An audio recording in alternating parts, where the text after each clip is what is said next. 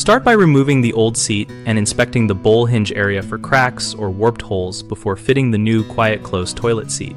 Begin by confirming the replacement seat matches your toilet bowl shape, either round or elongated, and lay out the included mounting hardware and tools.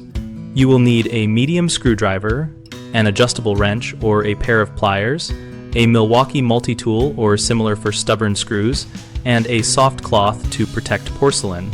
Most modern quiet close seats use hinge bolts with threaded shanks that pass up through the bowl holes from below and accept caps or nuts on top. If your new seat supplies expanding anchors, follow their orientation so the expansion element sits beneath the rim. Clean the flange area and remove old gasket residue so the new seat sits flat.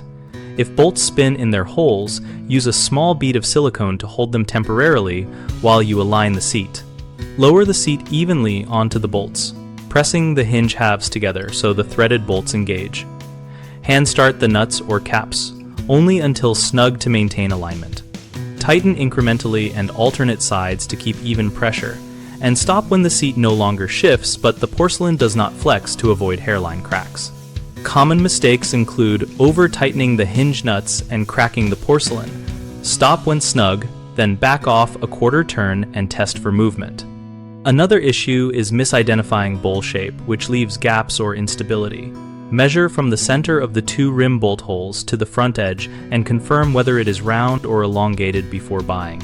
A third frequent problem is using old or stripped screws that spin and prevent secure mounting. Replace damaged hardware with the included bolts or stainless steel replacements and, if necessary, use a Milwaukee multi-tool to remove stubborn fasteners and then insert the new threaded bolts under the hinge. BigHomeProjects.com helps homeowners find trusted local contractors and compare toilet seat upgrade options and labor discussions. We also help contractors find work and join a discussion community where members share installation tips and problem solving.